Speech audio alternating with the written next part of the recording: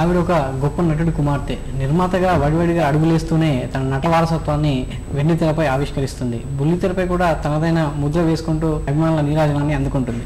ఆవిడ మీకు ఇప్పటికీ అర్థమై ఉంటుంది. ఎస్, ఆవిడే మంచువారమ్మాయి, మంచు లక్ష్మి.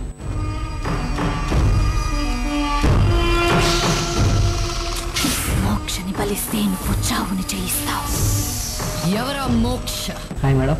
హలో సతీష్. ముందుగా మీకు, మీ కుటుంబానికి విజయదశమి శుభాకాంక్షలు. Thank you very much. Wish you the same. And ETV ప్రేక్షకులందరికీ విజయదశమి శుభాకాంక్షలు. అంతేకాకుండా మీకు నంది అవార్డు రావడం వల్ల కూడా శుభాకాంక్షలు. Thank you so much. ముందే మీరు ఎక్స్పెక్ట్ చేశారా అవార్డు వస్తుందని? చాలా బ్యూటిఫుల్ మంచి సినిమాలు వచ్చాయి లాస్ట్ ఇయర్.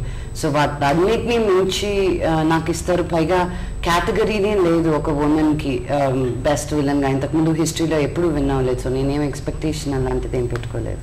అంటే నాన్నగారు 550 సినిమాల్లో నటించిన అవార్డు రాలేదు. మీరు తొలి ప్రయత్నంలోనే అవార్డు సాధించారు. దీనికి మీరు ఏ విధంగా? నాన్నగారు అవార్డు నాకు ఇచ్చారేమో అండి, ఐ డోంట్ నో. సో ఆయనకి ఎందుకు రాలేదు అన్న దాని పైన కాకుండా నాకు వచ్చినందుకు నేను సంతోషిస్తున్నాను. అంటే తొలి ప్రయత్నంలోనే ప్రతినాయక పాత్రలో పోషించారు. భవిష్యత్తులో ఆ ముద్ర ఏమైనా ఉంటుందని మీరు అనుకున్నారా? ఎస్, డెఫినెట్గా అనుకున్నాను. టెన్షన్ ఫీల్ అయ్యాను. అయ్యో, ఫస్ట్ సినిమాకే నేను నెగిటివ్ రోల్ చేస్తే యూనో అదే ముద్ర పడిపోతుందేమో. నాకేంటంటే ఇదే ఫస్ట్ రోల్, ఏదైనా అవుతుందని చాలా టెన్షన్ పడ్డాను. బట్ దాని తర్వాత కూడా వస్తే వచ్చింది, నాకు చెయ్యాలి అనుకున్నాను నేను. బికాజ్ అలాంటి బ్రిలియంట్ రోల్, అలాంటి క్యారెక్టర్ యూజువల్గా అందరికీ దొరకదు. సో అందుకని నేనే చెయ్యాలి అని మళ్ళీ పట్టుపట్టి నేను తెచ్చుకున్నాను ఆ క్యారెక్టర్ని.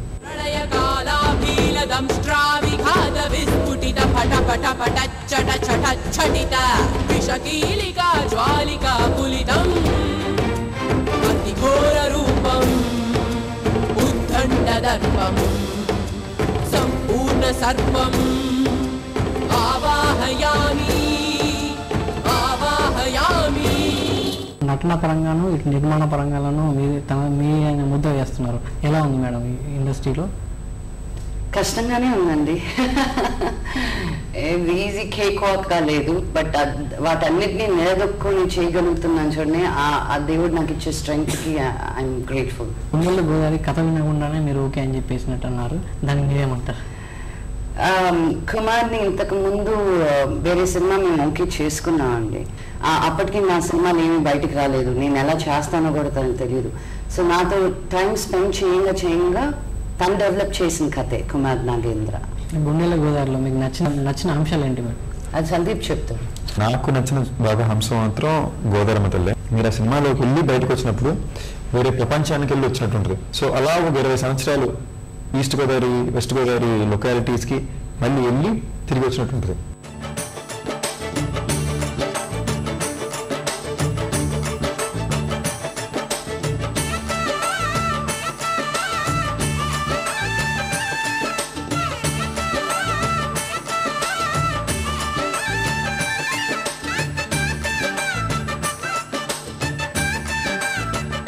గోదావరి గట్టు అంటే ఒక ఆహ్లాదకరమైన వాతావరణం. ఆ ప్రాంతాల్లో మీరు ఈ సినిమా తీయడం ఎలా ఉంది?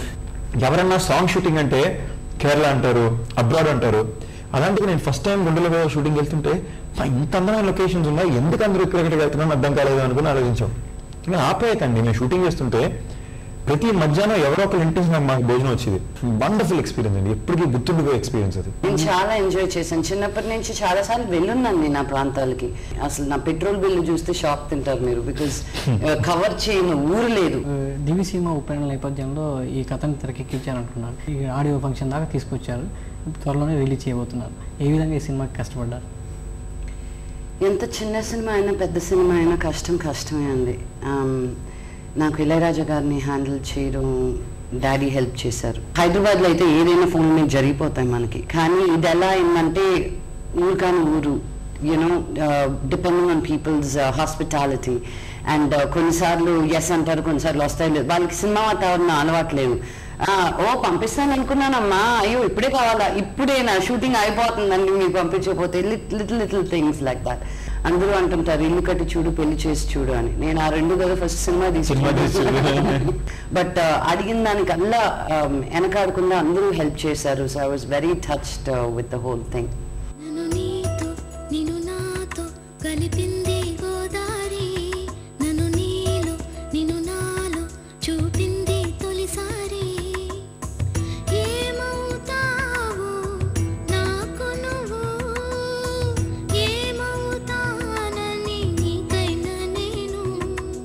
సెట్ కోసం 17 ఎకరాల్లో ఒక ప్రత్యేకమైన సెట్ వేశారు. దానికోసం ఏ విధంగా ప్రయత్నం చేశారు మేడం? దర్శకుడు ఏ విధంగా సూచనలు ఇచ్చారు, మీరు ఏ విధంగా గోదావరికి ఆనుకొని చేపల చెరువులు ఉంటాయి కదండి, రొయ్యల చెరువులు, చేపల చెరువులు.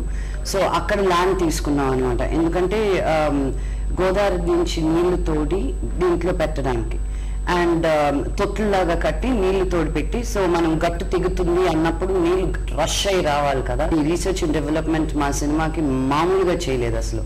Art department, art director Murali, just amazing work he did. ఇప్పుడు నిర్మాతగా కాకుండా ఒక యాక్టర్గా మిగతా ఆర్టిస్టులతో కలిపి మీరు ఏ విధంగా యాక్ట్ చేశారు? ఏ విధంగా అంటే I don't know what to say, but it was an beautiful experience because each actor తోటి it was a different feel. Because ఒకసారి కెమెరా ఆన్ అయిన తర్వాత వేరే మనిషి కనిపిస్తారు, ద క్యారెక్టరే కనిపిస్తారు అనమాట. Adi or Sandeep they completely different. వాళ్ళ క్యారెక్టరైజేషన్ కానీ వాళ్ళ వర్క్ కానీ దిస్ వెరీ వెరీ డిఫరెంట్. అంటే మేము ఉన్న ప్రతి సీను జనం నవ్వుతారు, అబ్బా అబ్బా ఐ అనేదో ఒక మాట రియాక్షన్ వస్తుంది. అండ్ చాలా ఎక్సైట్ ఎందుకున్నానంటే మంచి సినిమాని ఎప్పుడు ప్రోత్సహిస్తే వాదిస్తారు, కానీ ఊళ్ళోకి వెళ్ళేసరికి వాళ్ళకి అర్థమయ్యే సినిమా కావాలి. ఇది వాళ్ళకి అర్థమయ్యే అచ్చ తెలుగు సినిమా, వాళ్ళ ఊర్లో జరిగే కథ.